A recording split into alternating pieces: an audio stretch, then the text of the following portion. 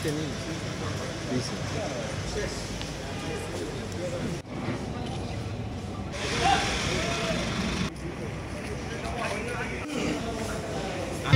এখন দেশের সীমানা পেরিয়ে পৌঁছে গিয়েছে 50টিরও বেশি দেশে।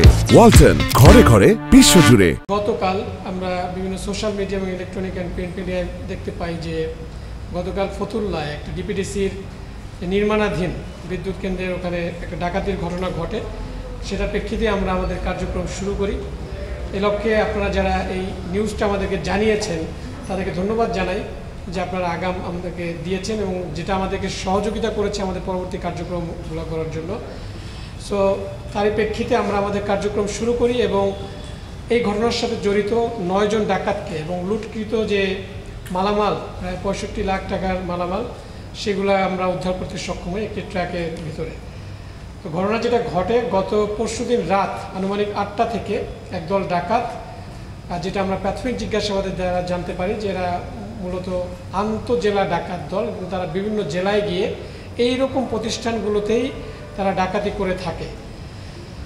তো গতকাল পরশুদিন রাতে রাত 8টায় তারা একটা কারখানায় যে ডিপিডিসি যে নির্মাণাধীন ভবন সেখানে যায় এবং তারা সিকিউরিটি গার্ডের যে পোশাক থাকে সেই পোশাক সদৃশ একই প্যাটার্নের পোশাক পরে 3 জন লোক প্রথমে যায় এবং ওই জায়গায় যে সিকিউরিটি গার্ড থাকে তাদেরকে জিম্মি করে ফেলে। জিম্মি করে তাদের হাত পা বেঁধে এবং ভিতরে থাকা আরও কয়েকজন গার্ডকে তারা এভাবে বেঁধে একটা রুমে আবদ্ধ রেখে যখন তারা ভিতরে ঢুকে যায়, পরবর্তীতে আরও প্রায়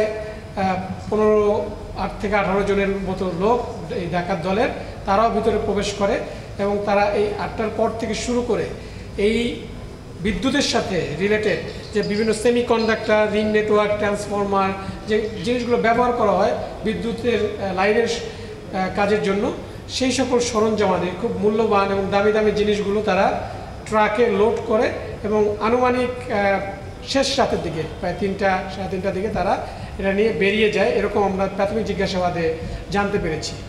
সেই প্রেক্ষিতেই যখন আমাদের কাছে এই নিউজটা আসে আপনাদের মাধ্যমে আমরা জানতে পারি, তারপর আমাদের কার্যক্রম শুরু করি এবং গতকাল ভোর থেকে ঘটনার পর থেকেই আমরা আমাদের অভিযান কার্যক্রম শুরু করি আমাদের বিভিন্ন প্রযুক্তির মাধ্যমে এবং তাদেরকে শনাক্ত করে গতকাল আজকে সকাল পর্যন্ত আজকে আমাদের অভিযান চলমান থাকে এবং আমরা প্রায় 9 জনকে এই ঘটনার সাথে, এটার যে রিং লিডার বা গ্যাং লিডার যেটাই বলি না কেন, যে লিটন, সেই লিটনকে, রোমান হচ্ছে আরেকজন, 9 জনকে আমরা অ্যারেস্ট করি এবং এই লুটকৃত যে প্রায় 65 লাখ টাকার ফুল ট্রাকটা লোডেড অবস্থায় আমরা পাই এবং তাদেরকে নিয়ে আসি এবং এখানে এই যে ডাকাতির কাজের সাথে কিছু লোকাল অস্ত্র এবং খেলনা পিস্তল ব্যবহার করেছে, যেটা একেবারে রিয়াল মনে হয় দেখলে।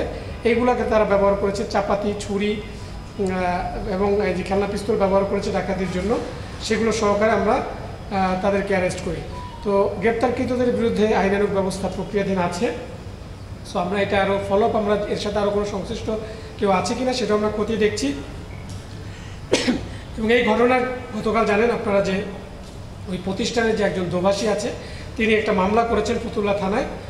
সো সেই মামলায় তাদেরকে আমরা থানায় হস্তান্তর করা হবে।